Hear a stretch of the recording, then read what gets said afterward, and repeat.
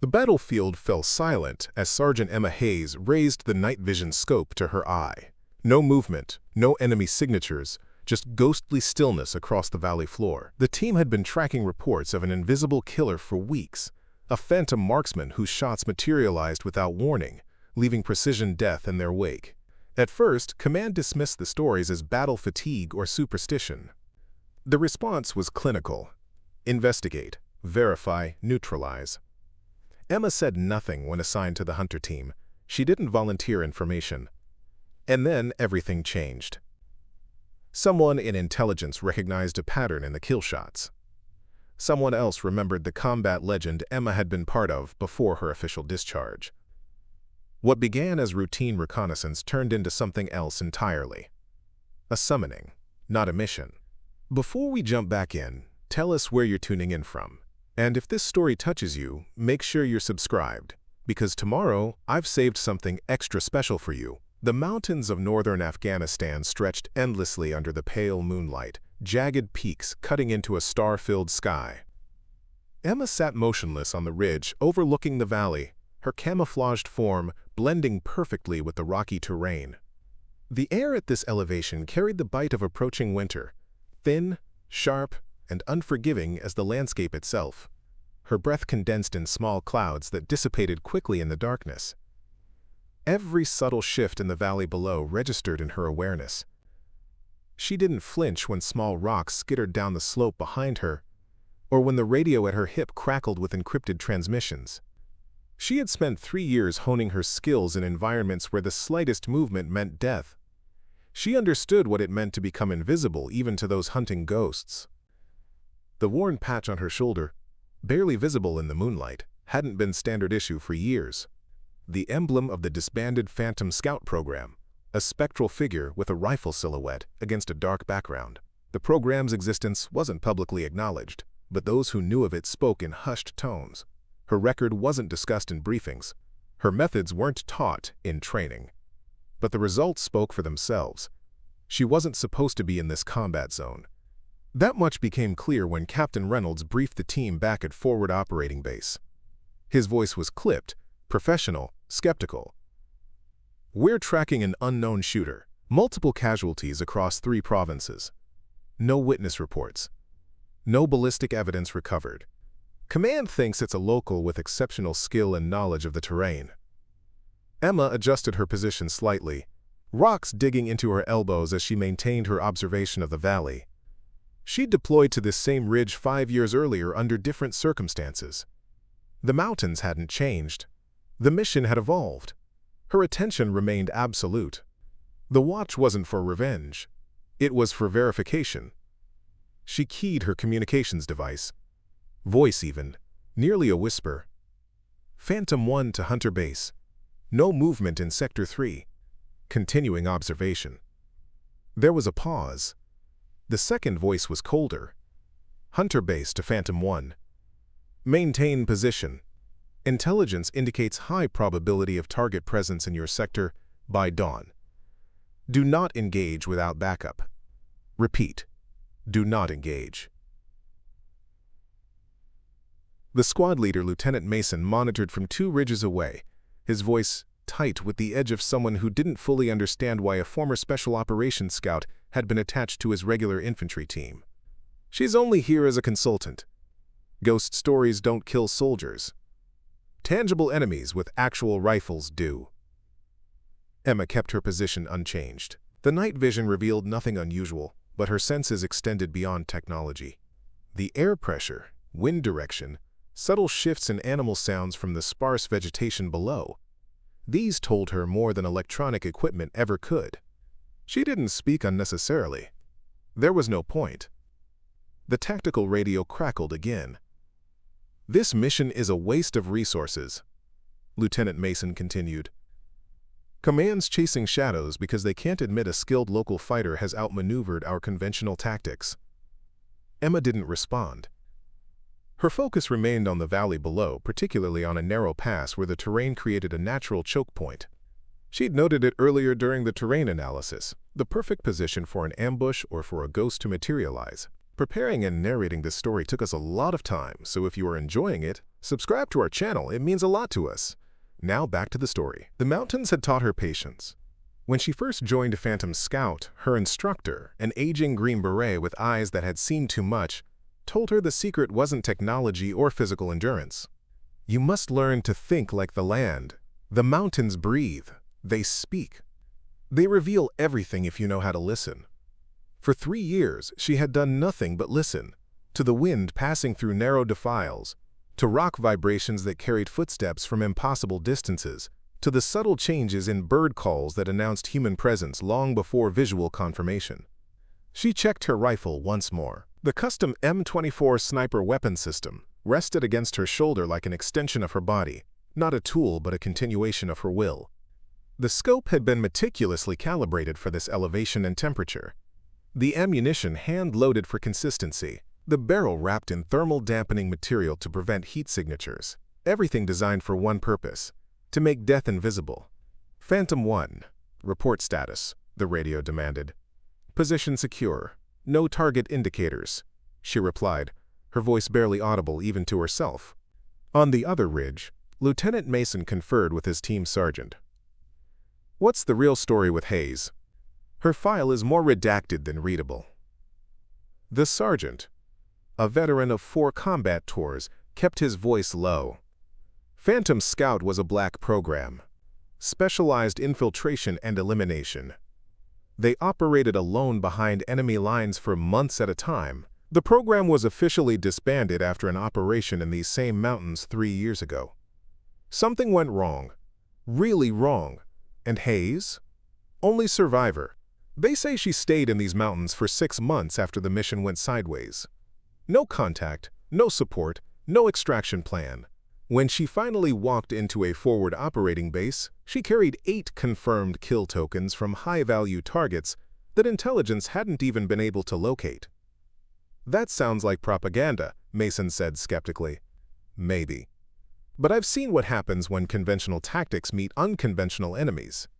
If there's a ghost shooter out there, I'd put my money on Hayes to find it. The night deepened around Emma, the temperature dropping further as the hours passed. She remained motionless, conserving energy, regulating her breathing to minimize vapor trails. The valley below held its secrets, but she could feel the presence growing closer, not through technology, but through the same instinct that had kept her alive when the rest of her team perished. The first tangible sign came just before midnight. A subtle shift in the air current, not natural wind but displacement from movement somewhere below. Her muscles tensed infinitesimally, eyes scanning methodically through the scope. There, a shadow moving differently than the others, flowing against the natural patterns of darkness. Most observers would have missed it, but Emma had learned to see what wasn't there rather than what was. She didn't radio immediately. Confirmation first, then communication. The figure moved with exceptional discipline, using terrain features to break up its outline. No equipment noise, no light signature, minimal heat signature. Professional, methodical, almost familiar. Emma's heartbeat remained steady as she tracked the shadow through her scope. The movement patterns triggered recognition deep in her training. The way the figure melted between positions, used micro-terrain for concealment, calculated exposure angles against potential observation points. This wasn't a local fighter, regardless of how skilled. This was specialized training. This was Phantom Scout methodology. Her finger hovered near the transmit button, but instinct held her back. Something wasn't right. The figure below moved too confidently, too aware of observation positions that hadn't been compromised. It moved as if it knew the hunter team's deployment pattern, as if it could see them. On the distant ridge, Lieutenant Mason shifted position, a small adjustment to relieve pressure on his legs after hours of observation. The movement was minimal, professional, almost undetectable. Almost. The crack of a rifle shot shattered the night's silence, its echo bouncing between mountain walls like thunder. Mason's position erupted in frantic radio calls. Contact! Sniper fire! The LT is hit! Emma didn't move, didn't flinch, didn't expose her position. Her mind calculated instantly. Shot origin, target selection, timing. The ghost hadn't fired randomly. It had waited until the precise moment when movement created vulnerability, then executed with surgical precision. Phantom 1, we need covering fire! Can you identify the shooter's position? Emma keyed her mic, voice still calm, despite the chaos erupting around her. Negative. Shot origin uncertain. Maintain cover. Do not attempt to evacuate the lieutenant yet. He's bleeding out. We need immediate. Another shot cracked across the valley. Another cry of pain. The shooter was methodically eliminating the team's leadership structure. Not random violence. Calculated degradation of command and control. Phantom scout tactics. Emma's mind raced through implications. The ghost wasn't just using similar methodology, it was using identical techniques. Techniques that only 8 people in the world had been trained to execute, 7 of whom were dead. She was the 8th, or so she had believed. The radio erupted with panicked transmissions as the hunter team attempted to coordinate evacuation while under precision fire from an unseen enemy. Emma ignored the chaos, her focus narrowing to the valley floor. The ghost had revealed itself through action. Now the patterns would tell her everything she needed to know. 2 more shots in rapid succession. 2 more cries of pain. The hunter team was being systematically disabled without being eliminated. Wounded soldiers created more tactical problems than dead ones. Their training would compel them to evacuate casualties rather than abandon them, forcing movement, creating exposure, generating more targets. It was a masterful manipulation of military doctrine. It was exactly what she would have done. Emma made her decision. She keyed the radio once more. Hunter Base, this is Phantom 1. I'm moving to intercept the target. Recommend immediate extraction for wounded personnel. Negative Phantom 1. Maintain position and provide. She removed the radio earpiece, silencing the commands. Standard operating procedure wouldn't work against this enemy. Conventional tactics would fail. The only way to hunt a ghost was to become one. Emma secured her rifle and began moving, not away from the danger, but directly toward it. She descended the ridge in complete silence, using natural terrain features to mask her movement. No rush, no panic, just the methodical flow of someone who had learned to move as part of the landscape rather than across it. The shooting had stopped. The ghost had withdrawn after creating maximum tactical disruption. Now it would relocate, find new firing positions, continue the psychological destruction of the unit. Standard Phantom Scout procedure. Never engage from the same position twice, never establish patterns, become the embodiment of death without form. Emma moved through the darkness like water, finding paths between stones. Her senses extended beyond normal human capacity, not supernatural, but hyper-developed through thousands of hours in environments where the slightest error meant death. She could feel the ghost's path through subtle disturbances in the environment, bent grass stems, displaced pebbles, air currents carrying the faintest scent of weapon oil. The valley stretched before her, a maze of shadows and stone. Somewhere within it, a killer moved with the same training, the same methodology, possibly even the same objective as herself. The difference was, Emma knew she hunted a phantom. The phantom didn't yet know it was being hunted by one of its own. Above, the stars wheeled in their ancient patterns, indifferent to the deadly game unfolding below. The mountains watched in silence as 2 ghosts began circling each other in a dance of death that had begun years before, when a classified program created warriors designed to become one with darkness itself. Emma Hayes had been declared dead once before, after the mission that destroyed her team. She had lived as a ghost in these same mountains for months afterward, hunting high-value targets without support or recognition. Now she was hunting again, but this time, her target was something she had believed impossible, another survivor of Phantom Scout, or perhaps something worse, the enemy who had destroyed them, who had learned their methods by killing them one by one. Either way, by dawn, 1 ghost would remain. 1 ghost would vanish forever. The mountains would bear witness, as they always had, to the deadly truth that some shadows were more than just the absence of light. The night deepened around her as Emma moved through the valley. The faint sounds of a medical evacuation helicopter echoed in the distance, the hunter team extracting their wounded. She felt no concern for them now. They were simply pieces moved off the board, leaving 2 players in a game where visibility meant death. The ghost would be watching the evacuation, analyzing patterns, planning its next move. Emma circled wide, using the distraction to close distance. Not pursuing directly, that would be suicide against a Phantom Scout. Instead, she moved to where she would be if she were the ghost. Position. Counterposition, prediction based on shared methodology. The mountains held their secrets close, but to those who knew how to listen, they revealed everything. Emma had lived among these peaks long enough to hear their whispers. The ghost had made its first move. Now it was her turn in a lethal game of chess where neither player could see the other. But both understood exactly what was at stake. By first light, one hunter would become prey. One ghost would become corporeal. One shadow would step into the light, forever changed by the darkness it had embraced. Emma Hayes moved silent as death itself, determined that when dawn broke over the Afghan mountains, she would be the last ghost standing. The false dawn cast an eerie blue light across the valley floor as Emma moved through the shadows with practiced precision. She had been tracking the ghost for 3 hours, following a trail imperceptible to untrained eyes, the faintest compression in soil, misaligned pebbles, microscopic threads caught on thorny vegetation. The evacuation helicopter had departed long ago, carrying the wounded hunter team back to base, leaving 2 phantoms circling each other in deadly silence. Emma paused beneath an outcropping of rock, becoming completely still. Her breathing slowed to a shallow rhythm that barely disturbed the air around her. She had learned this stillness during her Phantom Scout training, not merely the absence of movement, but a deeper integration with the environment that made her nearly undetectable. The mountains had taught her that true invisibility came not from hiding, but from becoming part of what surrounded you. The ghostly blue light gradually warmed to the pink gold of true dawn. Emma remained motionless, listening to the mountains awakening around her. A slight change in the morning birdsong to her left, subtle, almost imperceptible, caused her muscles to tense fractionally. Something had disturbed the natural patterns.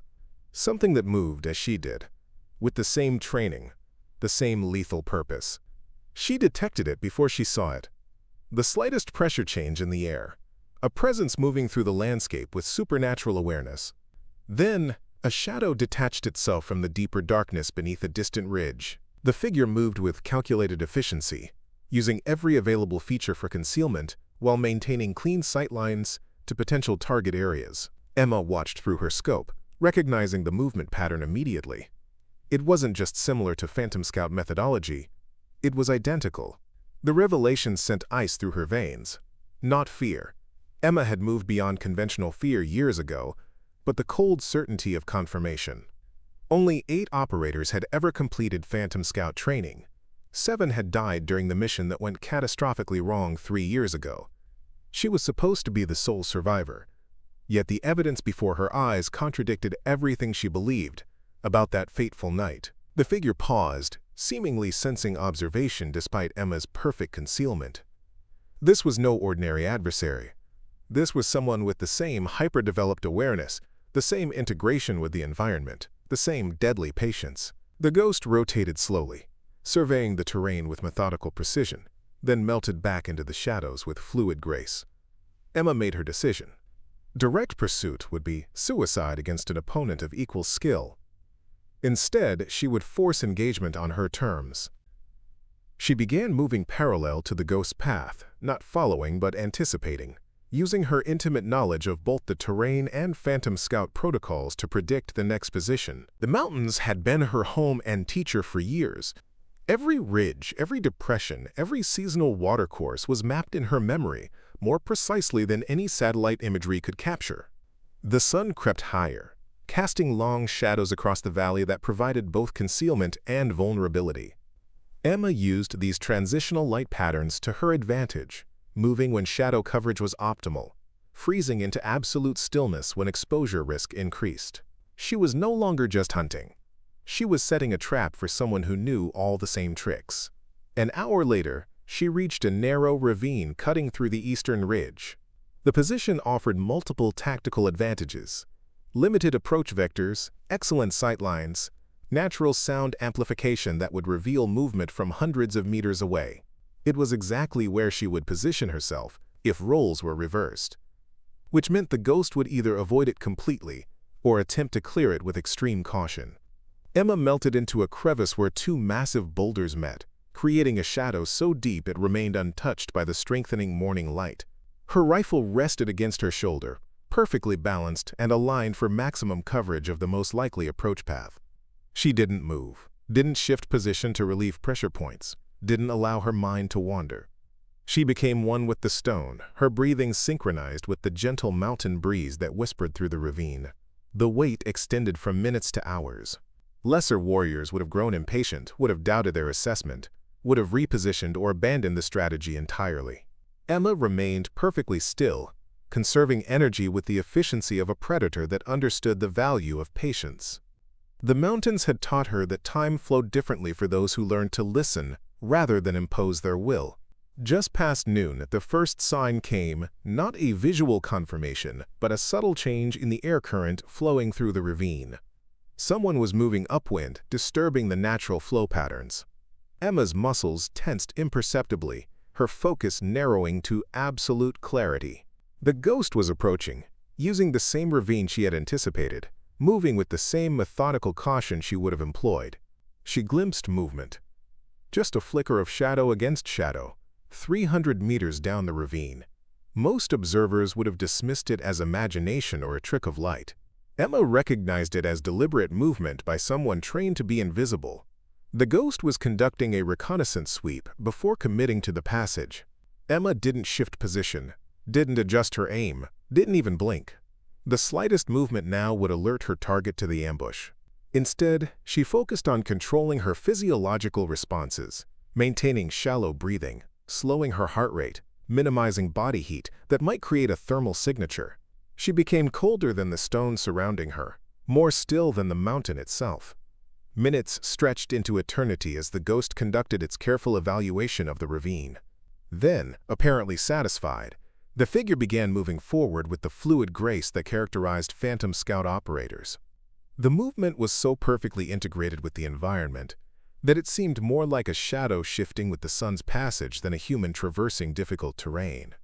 Through her scope, Emma caught the first clear glimpse of her adversary, a figure in advanced camouflage that adapted to surrounding colors and textures, face obscured by a mask designed to break up human features, equipment minimized and secured to prevent noise or reflection.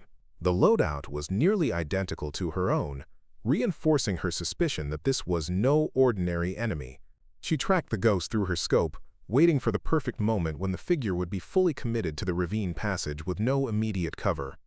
Patience had always been her greatest weapon, more deadly than any bullet. The ghost moved methodically closer, unaware that it approached its own end.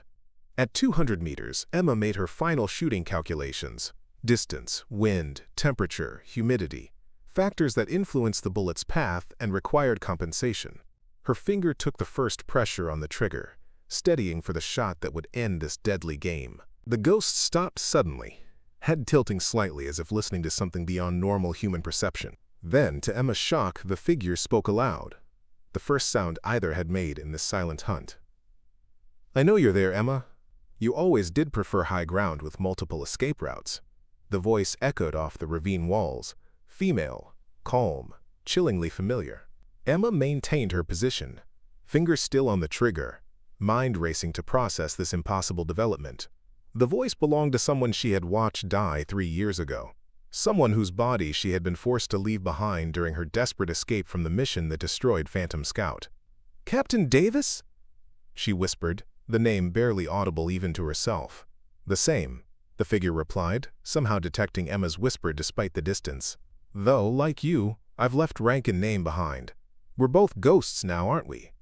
Emma maintained her shooting position, mind calculating possibilities. This could be an elaborate psychological operation, someone using her dead commander's voice to create hesitation. Or perhaps the unthinkable had happened. Captain Alexis Davis had somehow survived the ambush that killed the rest of their team. "You died in the Korangal," Emma said, voice stronger now. "I saw you take multiple hits." The figure below made no threatening movements, remaining in the open with apparent confidence. "I was wounded, not killed. After you escaped, they took me. Studied our methodologies, our equipment, our training. They've spent 3 years trying to create their own Phantom program." "Who took you?" Emma demanded, scope still trained on the figure's center mass. "The same shadow contractors who betrayed our mission. The same people who decided Phantom Scout knew too much about their illegal operations in country. The same people who are watching this conversation right now, testing both of us. Emma's mind raced through implications. Captain Davis had been her mentor, the architect of many Phantom Scout tactics, the leader who had pushed her beyond normal human limitations during training. If she had survived and been captured, the consequences were catastrophic. Everything Phantom Scout knew, the enemy now knew as well. "Why should I believe you?" Emma asked, finger still steady on the trigger. The figure below slowly, deliberately, reached up and removed her mask, revealing a face Emma had believed long dead. The features were thinner, harder, marked by faint scars that hadn't been there before, but unmistakably belonged to Captain Alexis Davis. "Because you're still alive," Davis replied simply. "If I wanted you dead, you would have been ambushed at the Ridge observation point before you ever saw me. I wasn't hunting the team sent to find me. I was eliminating the surveillance elements watching them. And you." Emma maintained her shooting position, years of training overriding the emotional shock of seeing her commander alive. "The wounded soldiers will recover. Superficial wounds, deliberately placed. I needed to create chaos to eliminate the actual threats without revealing my true targets." Davis gestured to the ridges surrounding them. "There were 4 shadow contractors embedded with observation equipment around your hunter team. They're no longer observing anything." The tactical calculation shifted in Emma's mind. If Davis was telling the truth, this wasn't a simple Phantom versus Phantom scenario. It was something far more complex. A counterintelligence operation with lethal stakes. "You've been operating independently for 3 years?" Emma asked, still not lowering her weapon. Davis nodded. "After I escaped, I realized the extent of the corruption. Phantom Scout wasn't disbanded because of mission failure. It was targeted for elimination, because we discovered evidence of illegal operations by private military contractors, working with elements inside our own command structure. They couldn't risk what we knew becoming public." Emma processed this against her own experiences after the failed mission. Her 6-month survival period in the mountains hadn't been random. She had been systematically eliminating high-value targets connected to the same contractor network, though she hadn't understood the full picture at the time. "Why reveal yourself now?" Emma asked. "Because you're the only other survivor who can help me complete the mission," Davis replied. "The same contractors who betrayed Phantom Scout have expanded their operation.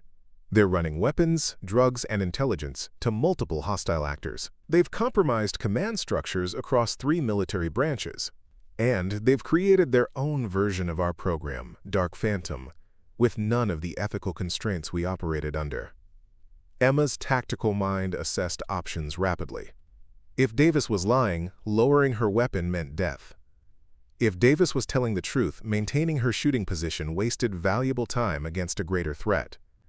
The decision required something beyond training or protocol. It required the intuition that had kept her alive when logic said she should have died with her team. She studied Davis through the scope, looking beyond tactical positioning to the subtler signs that training couldn't fully disguise. Micro-expressions, body language, the specific pattern of scars consistent with the wounds Emma had witnessed years ago. Everything aligned with her commander's identity, with one exception. The eyes held a hardness that hadn't existed before, the look of someone who had endured unimaginable experiences and emerged fundamentally changed. Emma lowered her rifle fractionally, not surrendering her tactical advantage, but signaling provisional trust. "You've been eliminating their embedded observers to clear communication channels." Davis nodded. "They have surveillance assets throughout this region. Electronic countermeasures aren't enough. They've developed systems that can detect and decode even our most secured communications. The only way to speak freely was to eliminate all potential observation points." "And the hunter team? Why target them?" "Misdirection. They were never the primary targets, but their presence provided cover for my real objectives. The wounds I inflicted were calculated to force evacuation without causing permanent damage." Davis gestured to the surrounding mountains. "We're clear now, but not for long. They'll send more assets once they realize their surveillance network has gone dark." Emma fully lowered her rifle, trusting her instincts that had never betrayed her in the field. "What's your plan?" Davis moved forward with the fluid grace that characterized Phantom Scout operators, covering ground with impossible speed despite the rugged terrain. Within minutes, she had reached Emma's position, moving into the shadow of the same boulder formation. Their main operations center is 30 kilometers east, Davis explained, producing a small electronic device with detailed tactical imagery. It's where they've been developing the Dark Phantom program, training operators with our methodologies but without the psychological safeguards or ethical constraints. They're creating pure assassination units with no accountability to military command structures. Emma studied the imagery, recognizing the tactical implications immediately. A private Phantom program would destabilize the entire region. No high-value target would be safe, no peace negotiation secure. Exactly. And they're 3 weeks from full operational deployment. The team you were part of wasn't sent to find a ghost marksman. They were sent to confirm my elimination before final deployment of the Dark Phantom units. Your presence was specifically requested because they wanted absolute verification that no original Phantom Scout operators remained alive to expose their operation. The strategic picture clarified in Emma's mind. She wasn't a consultant on this mission. She was bait, meant to draw out any surviving Phantom Scout operators before the contractors launched their privatized assassination program. How do we stop them? Emma asked, tactical mind already formulating approaches. Davis smiled slightly, the first expression of anything beyond operational focus. With what we do best, they've spent 3 years studying how Phantom Scout operates, developing countermeasures for every technique and tactic in our playbook. Her eyes held a cold determination that sent a chill down Emma's spine. But they've never seen what 2 Phantoms can accomplish working together. There's no countermeasure for what they've never observed. The sun had reached its zenith, casting minimal shadows across the harsh landscape. Most operators would consider this the worst possible time for movement or infiltration. For Phantom Scout, it presented unique advantages. The absence of shadow patterns created a different kind of concealment opportunity for those trained to use it. We move now, Davis said, securing her equipment with practiced efficiency. Their observation gaps are largest during shift changes at the operations center. We have a 6-hour window to cover 30 kilometers and infiltrate their facility. Emma checked her own gear, mind shifting fully into operational mode.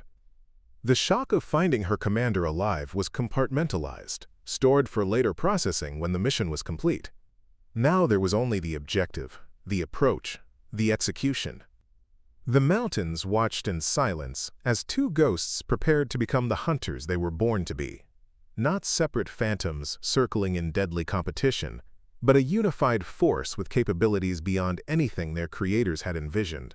They moved out together, 2 shadows merging into the harsh daylight, becoming invisible not through concealment, but through perfect integration with the environment. The wind whispered through ancient valleys as the mountains bore witness to the deadly reunion of the last Phantom Scout operators, 2 ghosts about to teach their betrayers the true meaning of fear. The harsh midday sun beat down on the barren landscape as Emma and Davis moved across terrain that would have stopped most elite operators.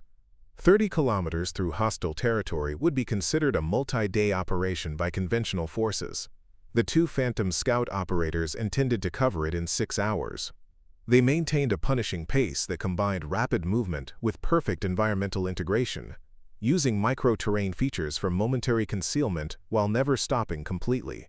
The Dark Phantom facility is built into the eastern face of Chirac Mountain, Davis explained during a brief hydration pause, her voice barely audible above the wind.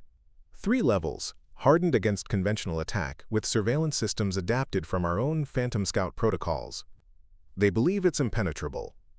Emma studied the digital imagery Davis had provided, noting approach vectors and defensive positions. Every fortress has vulnerabilities. What's their weakest point? Their power generation system.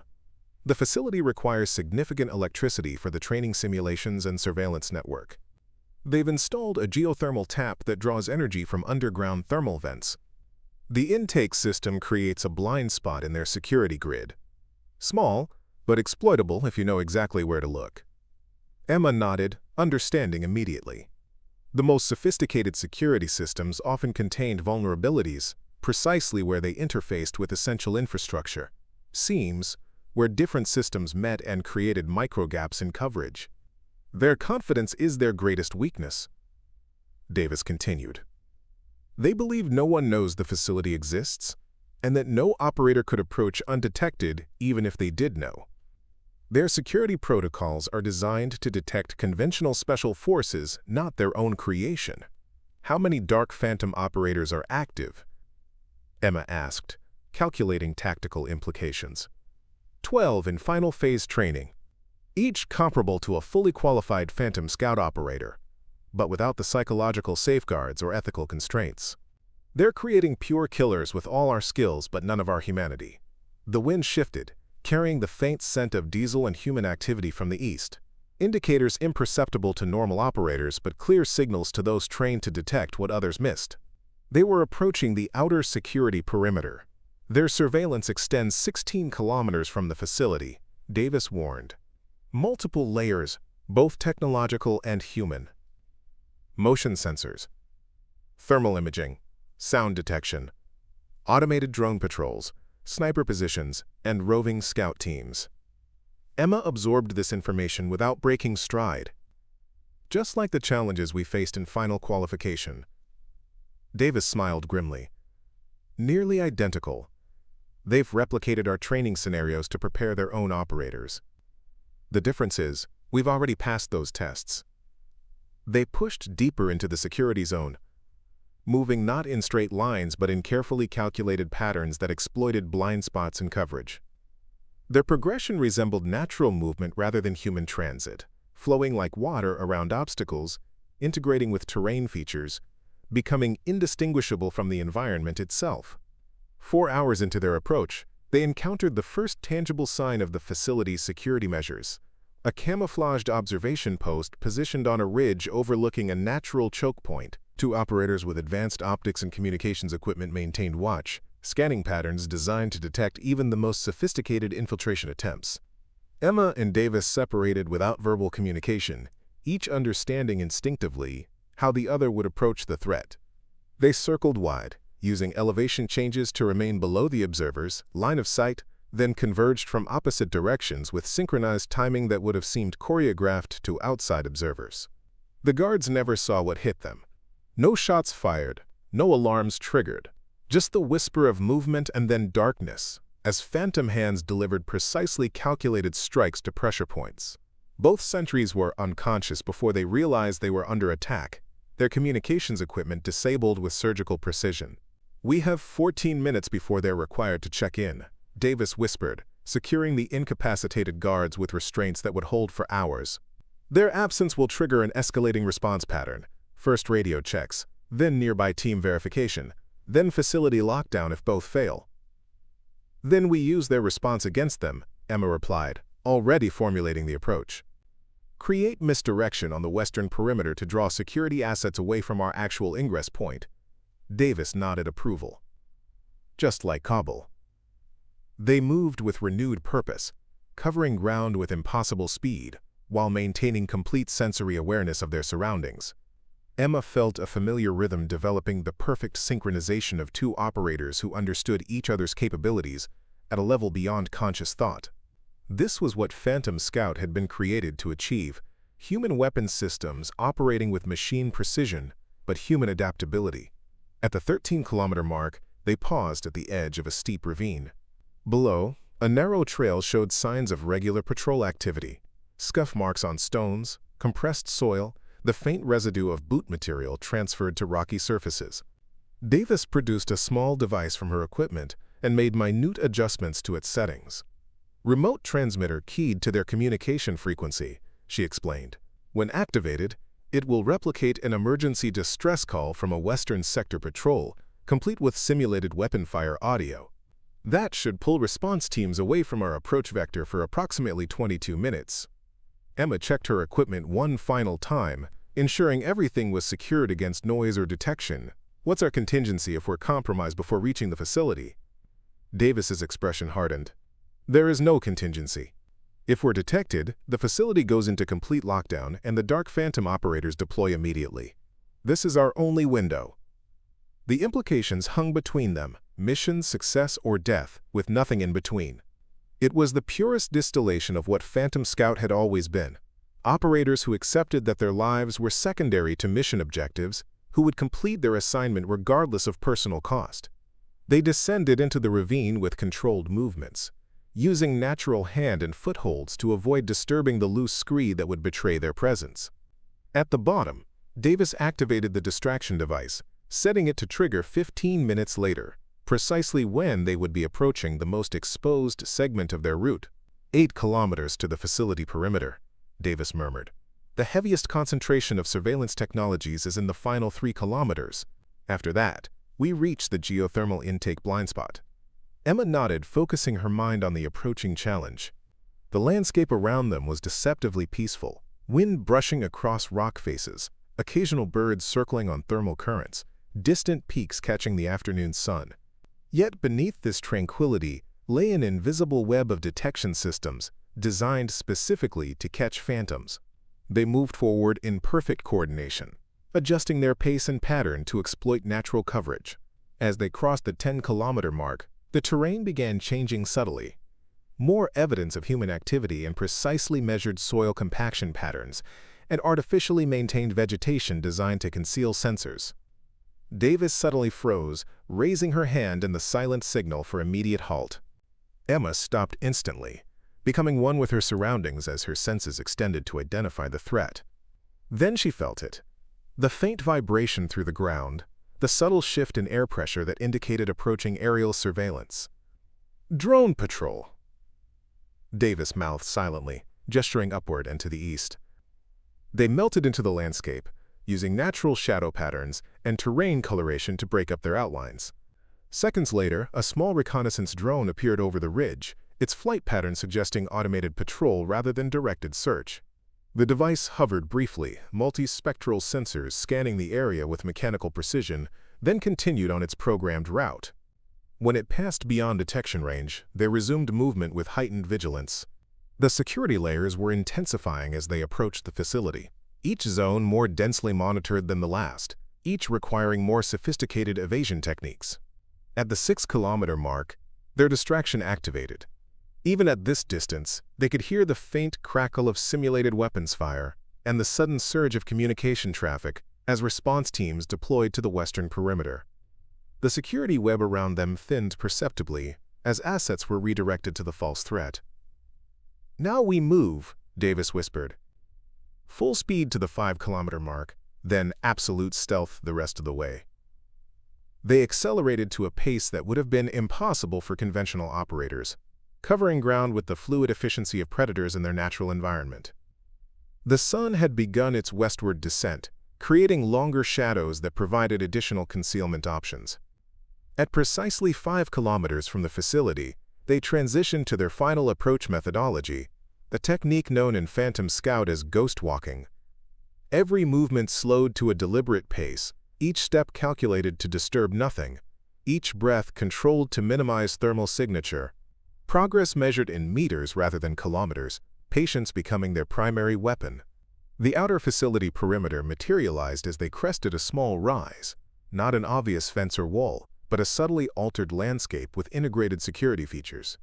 Disguised cameras mounted in rock formations, pressure sensors embedded in soil, thermal detection arrays concealed in natural features. To the untrained eye, it appeared as untouched wilderness. To Phantom Scout operators, it was a sophisticated defensive grid. Davis indicated a narrow drainage channel that cut through the perimeter, the water runoff path from the facility's cooling systems, disguised to appear as a natural seasonal waterway. This was their entry point, the seam in the defensive armor, where infrastructure requirements created vulnerability. They approached with excruciating patience, testing each step before committing weight, validating each movement before proceeding. The channel appeared unguarded, but both new appearances meant nothing in their world. The most dangerous traps were those you never saw until triggered. Emma detected it first, the faint electromagnetic field emanating from concealed sensors along the channel walls. She signaled to Davis, who produced a small device from her equipment and made microscopic adjustments to its settings. When activated, the device emitted a matching field that created a momentary blind spot in the sensor array, a technology developed by Phantom Scout but apparently unknown to the facility's designers. They slipped through the gap with synchronized precision, entering the drainage channel that would lead them directly into the heart of the facility. The concrete tunnel sloped gently downward, carrying minimal water flow from recent operations. The walls bore subtle marking systems, maintenance codes that would appear meaningless to outsiders but provided Davis with navigational information. 200 meters to the intake junction, she whispered, her voice barely disturbing the air. From there, we can access the maintenance ducts that connect to the primary facility. They moved through the channel like shadows, leaving no trace of their passage. The distant hum of machinery grew steadily louder, the geothermal power system that sustained the entire operation. As they approached the junction, the tunnel widened into a small maintenance access room filled with monitoring equipment and control panels. Davis moved directly to a secured access panel, examining its locking mechanism with professional appreciation. Advanced biometric security, retinal scan, fingerprint analysis, and voice recognition. Emma studied the system, identifying its vulnerabilities. Standard countermeasures? Davis nodded, producing a specialized tool from her equipment. They're using our own security protocols, which means they're vulnerable to our override systems. The device attached to the access panel with magnetic precision, its interface connecting to the security system's diagnostic port. A series of coded sequences bypassed the authentication requirements, exploiting maintenance backdoors that existed in all such systems but were known only to those who designed them. The panel disengaged with a barely audible click. Beyond lay a narrow maintenance tunnel that provided access to the facility's infrastructure systems. Power conduits, ventilation ducts, data cabling, all the essential services that kept the operation functioning. From here we have 3 access options, Davis explained, producing detailed schematics from memory. Ventilation system leads to the upper training levels, but is equipped with motion and thermal sensors. Maintenance shaft provides direct access to the command center but is regularly patrolled. Electrical conduit tunnel connects to the data center with minimal security but requires navigation through extremely confined spaces. Emma assessed each option against their tactical objectives. The data center gives us what we need, access to their entire operation, including training protocols and deployment plans for the Dark Phantom operators. Davis nodded agreement. Electrical conduit it is. We'll need to disconnect our communications equipment. The power conduits create interference fields that will damage any active electronics. They secured their sensitive equipment and entered the narrow tunnel, a claustrophobic space barely wide enough for their shoulders. The path twisted through the heart of the facility, following power distribution networks that fed the massive computing systems. The air grew warmer as they progressed, heat generated by servers and processing units creating a temperature gradient that increased with every meter. After 20 minutes of carefully navigating the constricted passage, they reached a ventilation grate that overlooked the data center, a cavernous room filled with server racks, cooling systems, and workstations. 3 technicians monitored operations, their attention focused on displays showing real-time data analysis. Davis signaled their approach. Emma would create a distraction while Davis neutralized the technicians. Without waiting for acknowledgement, Emma removed a small device from her equipment and calculated the optimal placement. When activated, it would trigger an apparent cooling system malfunction in the farthest server bank. Nothing damaging, but sufficient to draw attention away from their entry point. The distraction worked perfectly. As warning indicators activated across the monitoring stations, all 3 technicians moved to address the apparent malfunction. Davis dropped silently through the ventilation access, moving across the room with predatory efficiency. The technicians never saw her coming. 3 precise strikes to pressure points, and all 3 unconscious without raising alarm. Emma followed, securing the room's entry points while Davis moved directly to the central command terminal. The security protocols were sophisticated but fell quickly to specialized intrusion tools designed specifically for such systems.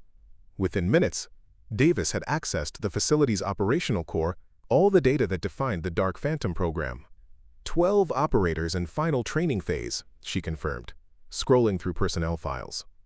Deployment scheduled for next week. Target packages already assigned. Political leaders, military commanders, intelligence assets across 3 countries. Emma reviewed the tactical implications. A coordinated assassination campaign designed to destabilize the entire region. The power vacuum would create perfect conditions for whoever is financing this operation. Davis continued accessing files, copying critical data to a secure device, while simultaneously planting specialized code within the system. The financial backers include elements we suspected: private military contractors, certain government officials, weapons manufacturers who profit from regional instability. "What's your plan?" Emma asked, maintaining security awareness while Davis worked. Two-phase approach. First, extract all operational data and transmit to trusted intelligence assets outside the contractor network. Second, implement system corruption that will erase all training protocols and deployment plans while triggering a catastrophic failure in the geothermal power system. The implications were clear. Not just data destruction, but physical facility destruction. Casualties? Emma asked. Davis's expression hardened. Minimal among support personnel. They've designed evacuation protocols that will trigger automatically with power system failures. The Dark Phantom operators, however, are housed in specialized training chambers designed to simulate extreme environments. Those chambers become death traps without power. Emma absorbed this without visible reaction. The ethical calculation was complex but clear. 12 Dark Phantom operators weighed against the thousands who would die if their assassination campaign succeeded. "Time to implementation?" she asked. Data extraction complete in 4 minutes. System corruption and power destabilization triggered simultaneously after secure transmission confirmation. Emma secured the room's entry points, establishing defensive positions that would allow them to hold if discovered before the operation completed. The facility remained unaware of their presence, all attention focused on the false security breach on the western perimeter. "This will change everything," Davis said quietly as the data transfer neared completion. "Once this intelligence reaches the right people, the entire contractor network collapses. Not just the Dark Phantom program, but all their operations." Emma understood the significance. This wasn't just about preventing an assassination campaign. It was about exposing corruption that had compromised military operations across multiple theaters. It was the culmination of what Phantom Scout had been created to accomplish: surgical removal of threats too deeply embedded for conventional forces to reach. The data transfer completed with a soft tone from the system. Davis implemented the final phase, complex code sequences that would cascade through the facility's operating systems, corrupting beyond recovery, while simultaneously destabilizing the geothermal power tap that provided energy. "Corruption process initiated," she confirmed. "We have 11 minutes before critical failures begin, 14 minutes to total system collapse." They moved with renewed urgency, retrieving their equipment and returning to the maintenance access tunnel. The facility remained unaware of the digital time bomb now counting down in its systems, all attention still focused on external security.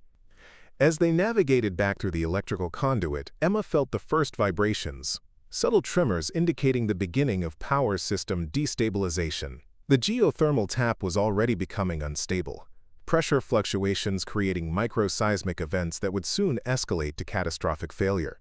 8 minutes to evacuation protocols. Davis updated as they reached the drainage channel.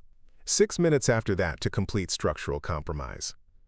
They increased their pace while maintaining stealth protocols, moving through the outer perimeter defenses with the same ghost-like efficiency that had allowed their entry. Behind them, alarm systems began activating as the facility's monitoring systems detected the first signs of critical failure. The mountain itself seemed to tremble as they reached the 5-kilometer mark, geothermal energy released in increasingly violent bursts as containment systems failed. Emergency evacuation procedures would be initiating now, all non-essential personnel moving to transport vehicles, all systems shifting to backup power that would soon fail as well. "We need to reach minimum safe distance," Davis warned as they pushed toward the outer security perimeter. "When the main geothermal tap fails, the pressure release will create a localized shock wave." They maintained their punishing pace, moving through terrain that would have stopped conventional operators without slowing. The sun had begun to set, casting long shadows across the landscape that provided additional concealment as they extracted. At the 12-kilometer mark, they paused briefly on a ridge that provided visual confirmation of the facility. Even at this distance, they could see the emergency protocols in action: personnel carriers departing in coordinated evacuation patterns, emergency lighting activating as main power systems failed. 3 minutes to complete system failure, Davis noted, checking a specialized chronometer. We should take cover. They descended into a natural depression that offered protection from the impending shock wave, securing their equipment against displacement. The final minutes ticked away in tense silence, both operators mentally reviewing their extraction route and contingency plans. The mountain erupted with frightening violence.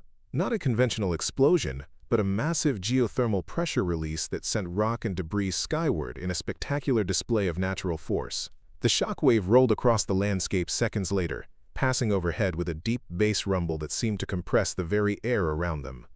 When it passed, they emerged to see a transformed landscape. Where the facility had been, a cloud of dust and steam now rose against the darkening sky. The mountain face had partially collapsed, burying the Dark Phantom operation beneath thousands of tons of rock. Facility destruction confirmed. Davis stated with clinical precision. Dark Phantom program terminated. Data successfully transmitted to secure intelligence assets. Emma studied the distant destruction, processing the significance of what they had accomplished. An entire assassination program eliminated before deployment, years of corrupt operations exposed.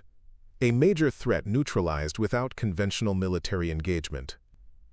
What happens now? She asked as they prepared to move out.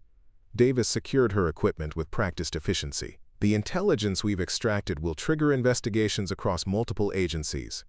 The contractor network will collapse as evidence of their operations becomes public. Military command structures will undergo significant reorganization to eliminate compromised elements. And Phantom Scout? Emma pressed. We're still ghosts, as far as official records are concerned.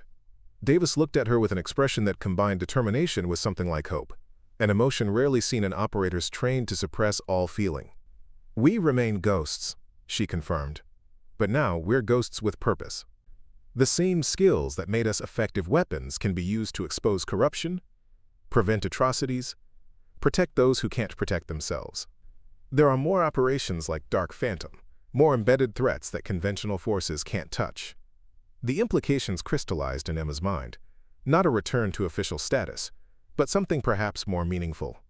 Two Phantoms operating in the shadows, not as weapons deployed by potentially compromised command structures, but as independent agents, guided by the ethical core that had always defined true Phantom Scout operators. We continue the mission, Emma said, understanding flowing between them without need for elaborate explanation.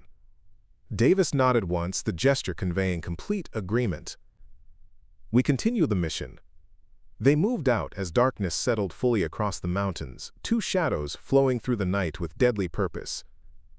Behind them, the evidence of their work rose in a column of dust against the star-filled sky. Ahead lay a world of embedded threats and hidden corruption that would never see them coming. The ghosts had found their true calling, not as weapons to be aimed by others, but as guardians operating beyond the reach of those who would use power for their own ends.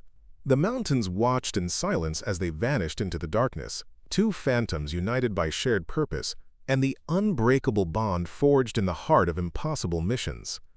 6 months after the destruction of the Dark Phantom facility, the world had changed in ways visible only to those who knew where to look. Investigations had quietly dismantled contractor networks across 3 continents. Military command structures had undergone significant reorganization as compromised officials were identified and removed. Regional tensions had eased as assassination plots failed to materialize. Yet few understood the true architects of this transformation, the phantoms who moved through shadows, leaving stability in their wake. Emma Hayes stood motionless on a rooftop in Cairo, the pre-dawn air carrying the scent of spices and diesel from the streets below. Her position overlooked a nondescript apartment building where, according to intelligence, the remnants of the contractor network were gathering to rebuild their operation. The desert wind tugged at her tactical clothing, but she remained perfectly still, a discipline honed through years of impossible missions. Target building shows 6 heat signatures on the 4th floor. Davis's voice came through her specialized communications device. 3 additional signatures on perimeter security. They're expecting trouble, but looking outward, not inward. Emma acknowledged with a single click. Their communications protocol minimized transmission time to avoid detection. In the 6 months since they had embraced their role as independent operatives, they had developed entirely new methodologies that built upon their Phantom Scout training, while incorporating innovations born from freedom from institutional constraints. Intelligence assets confirm Victor Crane is present, Davis continued. This is the first time the network's financial architect has surfaced since the Dark Phantom collapse. If we secure the documentation he's carrying, we complete the dismantling of the entire operation. Emma verified her approach vector one final time.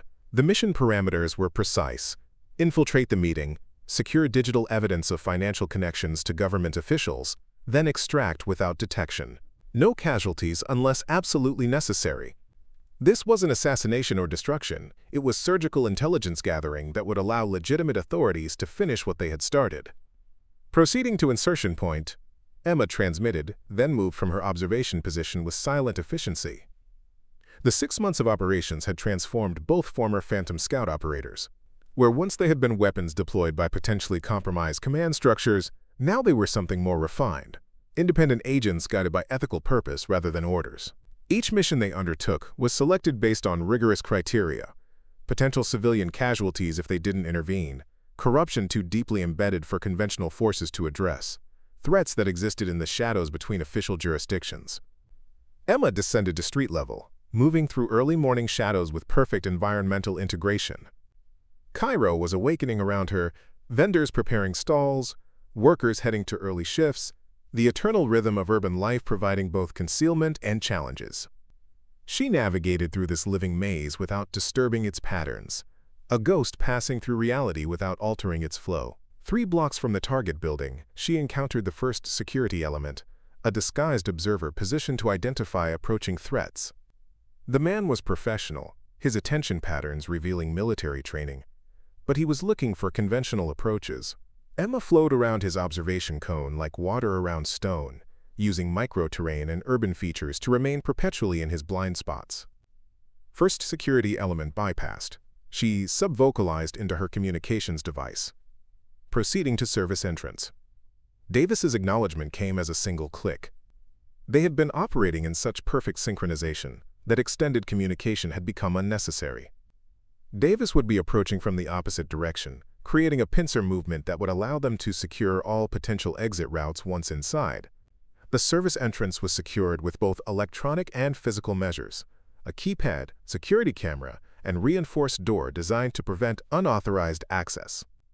Emma produced a specialized device that interfaced with the keypad's electronics, bypassing security protocols by simulating authorized credentials. The camera received a different treatment, a precisely aimed microtransmitter that looped existing footage rather than disabling the system outright. The difference was crucial. Disabled security triggered immediate response. Manipulated security created false confidence. Entering target building, Emma transmitted as the door clicked open. Service corridor clear. She moved through maintenance areas with practiced caution, using structural blueprints memorized during mission preparation. The building's internal security was sophisticated but designed primarily to prevent intrusion from external threats. Someone already inside, moving with purpose and apparent authorization, triggered fewer automated responses. The 4th floor housed 6 apartments, one of which had been converted into the network's temporary operations center. Emma detected subtle security enhancements as she approached: pressure sensors in the flooring, infrared beams across hallway junctions, signal jammers to prevent unauthorized communications. All were measures she and Davis had encountered before and developed counters for. In position at emergency stairwell, Davis transmitted: 4th floor security identified and mapped. Primary meeting room confirmed as apartment 4C. 6 participants, including primary target. Emma acknowledged and synchronized her chronometer. The infiltration would proceed on precisely coordinated timing. Davis would create a distraction in the building's electrical system, while Emma accessed the apartment through a maintenance shaft that connected to the ventilation system. At the designated moment, the corridor lights flickered briefly. Not enough to trigger emergency protocols, but sufficient to draw security attention to potential electrical issues. Emma used this momentary distraction to access the maintenance panel and slip into the narrow shaft that ran between walls. The space was claustrophobic, barely wide enough for her shoulders, but she navigated it with the fluid precision that characterized all her movements. The shaft connected to the ventilation system above apartment 4C, giving her perfect audio access to the meeting below.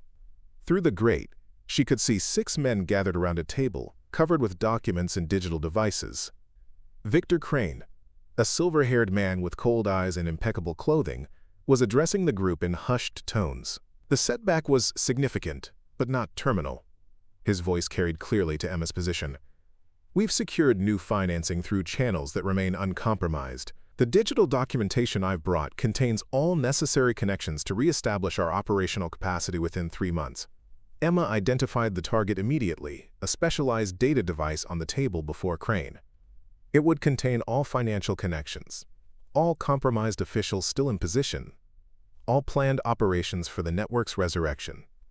Exactly what they had come for. She waited, gathering intelligence through perfect stillness, as the meeting continued.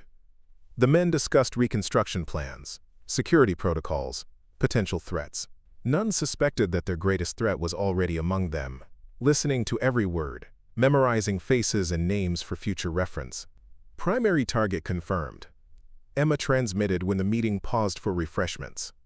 Data device on central table, security patterns established. Ready for acquisition phase. Davis's acknowledgement came with additional information. Building security responding to electrical disturbance on lower levels. Estimated window for extraction, 4 minutes after acquisition. Emma prepared for the final phase, producing a specialized device designed for one purpose, creating momentary disorientation without permanent harm. When activated, it would generate a sensory overload that would affect everyone in the room for approximately 30 seconds. Sufficient time for her to secure the target and exit without requiring lethal force. The device deployed with perfect timing, a flash of calibrated light and sound that disrupted cognitive processes without causing physical damage. Through specialized filters in her tactical gear, Emma remained unaffected as she dropped into the room and moved directly to the data device. The 6 men reacted with confusion, their trained responses hampered by sensory disorientation. 2 security personnel reached for weapons but found themselves unable to coordinate the necessary movements. Crane himself stumbled backward, hands covering his eyes against stimuli his brain couldn't process correctly. Emma secured the device in 12 seconds, confirming its authenticity through pre-established verification protocols. The entire room remained in controlled chaos, none of the occupants able to track her movements or even confirm her presence beyond a shadow moving through their compromised perception. Target secured. She transmitted, extracting via planned route. She exited through the apartment door, moving into the corridor with the same deliberate efficiency that had characterized her entrance. The building security remained focused on lower-level electrical disturbances, leaving her extraction path temporarily clear. Davis would be moving to the predetermined rendezvous point, having ensured that external security remained focused away from Emma's exit vector. 4 minutes after acquisition, exactly as planned, Emma emerged from the service entrance into early morning Cairo. The streets had grown more active during her time inside, providing additional crowd coverage as she implemented her disappearance protocol, a series of predetermined movements and costume adjustments that transformed her from tactical operative to unremarkable civilian in less than 2 minutes. The rendezvous point was a small cafe 3 blocks from the target building. Emma entered casually, ordered tea in fluent Arabic, and took a seat near the back where Davis already waited, appearing to all observers as nothing more extraordinary than a tourist consulting a guidebook. Acquisition confirmed, Davis asked without looking up as Emma sat down. Complete success, Emma replied, securing the data device in a specialized container that blocked all electronic signatures. The device contains everything: financial connections, remaining network assets, planned resurrection timeline. Davis nodded slightly, approval visible only to someone who knew her as well as Emma did. Our intelligence contact will meet us at the secondary location in 40 minutes. This should provide everything needed to finish dismantling the network permanently. They sat in comfortable silence, 2 phantoms temporarily visible in the morning light, their mission nearly complete. Around them, Cairo continued its eternal rhythms, unaware that the course of regional stability had just been secured by ghosts moving through its streets. The contrast wasn't lost on Emma. The mundane and the extraordinary existing simultaneously, separated only by perception. 6 months, she said quietly, watching the city awaken around them.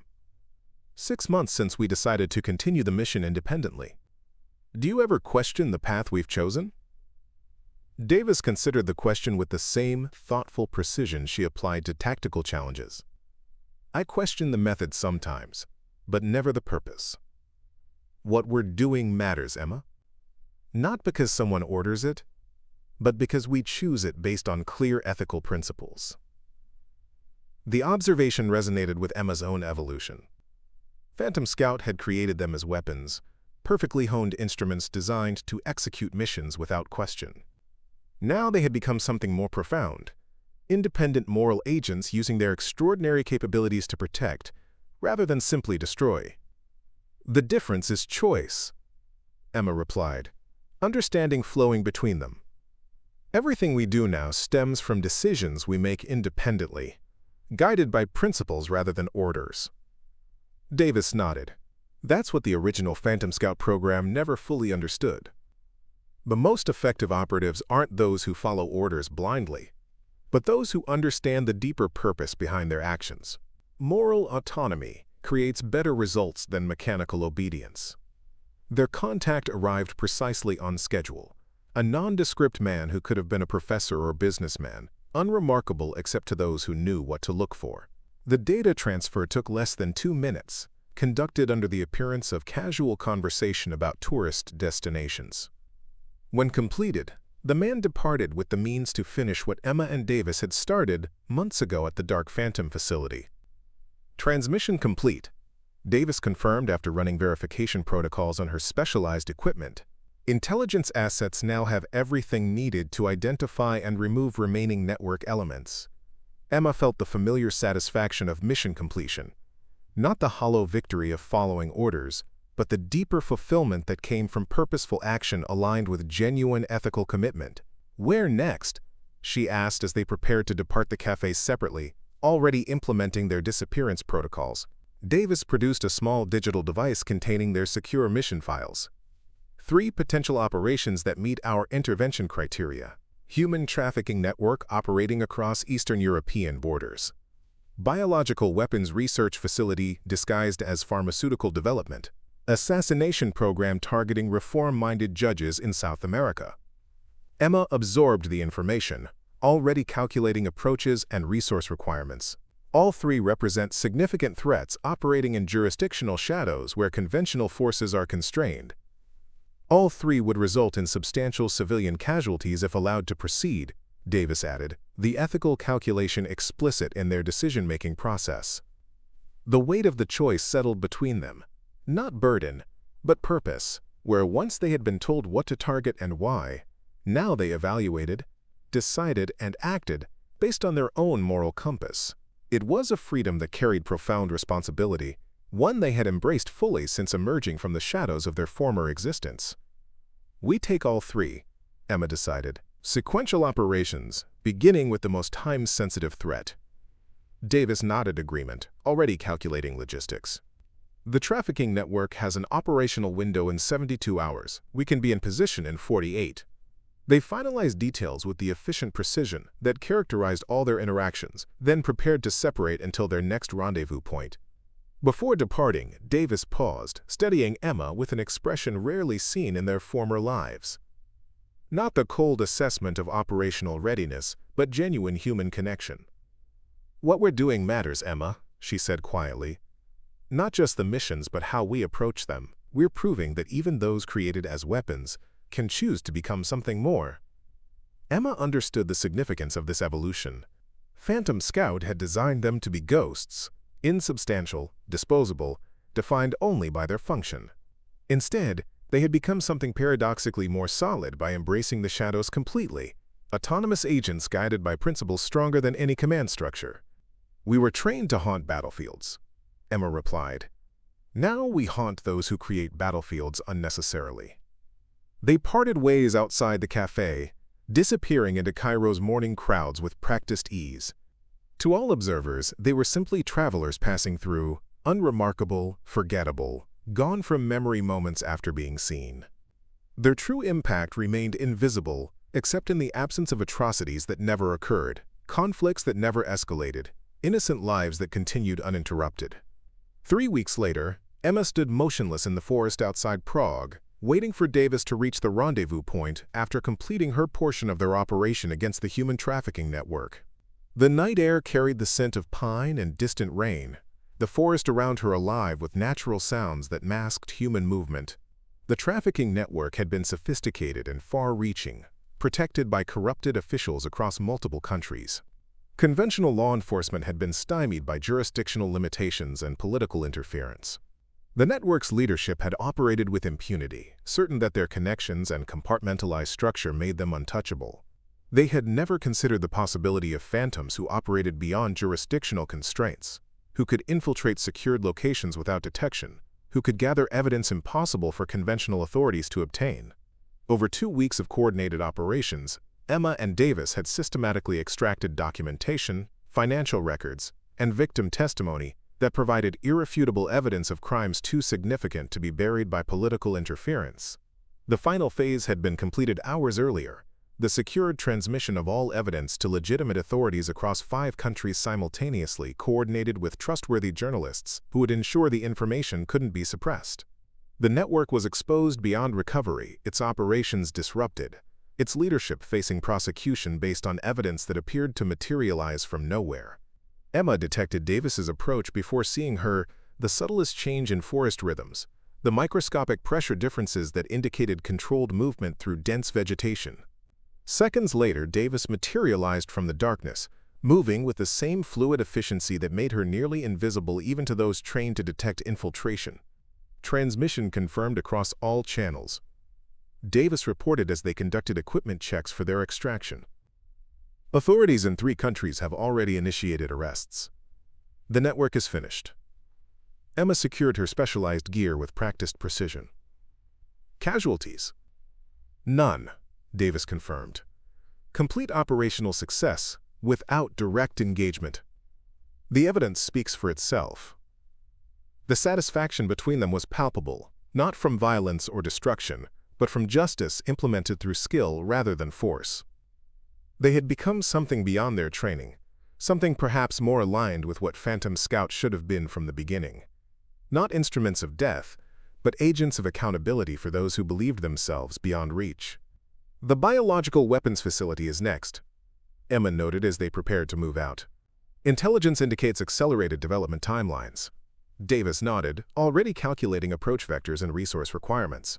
We'll need specialized equipment for containment and documentation. The facility's security will be substantially more sophisticated than what we encountered here. The challenge energized rather than daunted them. Each mission built upon the last, their capabilities evolving through experience, and the freedom to innovate beyond institutional constraints. Where Phantom Scout had created them to be interchangeable assets, independence had transformed them into something unique. Operators whose effectiveness stemmed not from mechanical obedience, but from moral purpose aligned with extraordinary skill. As they moved through the darkened forest toward their extraction point, Emma reflected on the journey that had brought them here. From weapons deployed by others to autonomous agents guided by principle. From ghosts haunting battlefields to spirits protecting those who couldn't protect themselves, the transformation wasn't complete. Perhaps never would be, but the direction was clear and the purpose undeniable. We've come a long way from that valley in Afghanistan, she observed as they reached the forest edge, where transportation awaited. Davis paused, looking back at the darkness from which they had emerged. We haven't just survived, Emma, we've evolved. Become something beyond what they intended when they created Phantom Scout. Something better, Emma added, certainty in her voice. Something necessary, Davis agreed. The shadows between jurisdictions, between what's officially acknowledged and what actually happens. That's where the greatest threats often hide. That's where we operate best. They moved to the waiting vehicle, 2 phantoms temporarily visible under moonlight, before disappearing once more into their chosen element. Behind them, evidence materialized in police stations across Europe. Victims found voices that would be heard, and those who had believed themselves untouchable discovered the terrifying reality that some shadows contained purpose beyond their understanding. The mission continued, not because it was ordered, but because it was chosen. Not because it served institutional interests, but because it protected those who deserved protection. Emma Hayes and Alexis Davis had been created as weapons, but had transformed themselves into something far more profound. Moral agents whose extraordinary capabilities served principles stronger than any command structure. They remained ghosts to the world, their existence acknowledged only in whispered legends among those who operated in shadows. Their impact manifested in absence rather than presence. Atrocities that never occurred, conflicts that never escalated, innocent lives that continued uninterrupted because phantoms had chosen to stand between them and those who would do harm. The war continued, invisible to most, essential to all.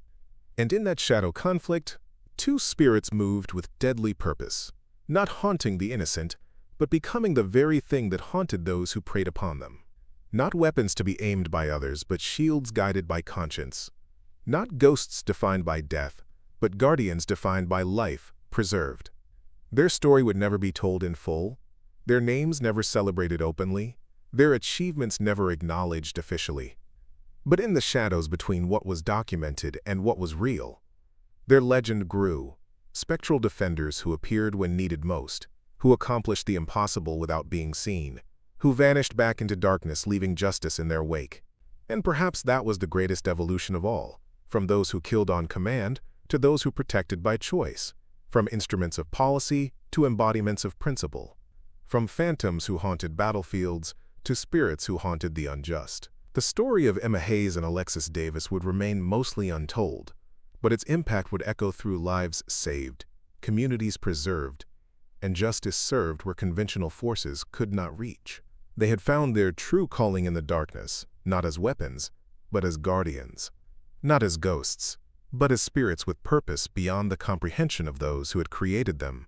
They continued their mission, not because they were ordered to, but because they had chosen to.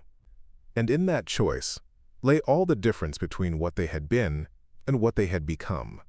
The transformation from instruments to individuals, from assets to autonomous moral agents whose extraordinary capabilities serve the most fundamental human principle: protection of the innocent from those who believe themselves beyond accountability. Two phantoms, one purpose, endless shadows to navigate. The mission continued because they willed it so, and because the world needed guardians who could move through darkness without becoming part of it. Emma Hayes and Alexis Davis had been designed as ghosts, but had become something far more powerful, spirits whose purpose transcended the limitations of those who had created them. And in that transformation lay a truth more profound than any mission briefing could capture. The most effective protectors were not those who followed orders without question, but those who chose their purpose with absolute clarity and pursued it without compromise. Up next, you've got two more standout stories right on your screen. If this one hit the mark, you won't want to pass these up. Just click and check them out. And don't forget to subscribe and turn on the notification bell so you don't miss any upload from us.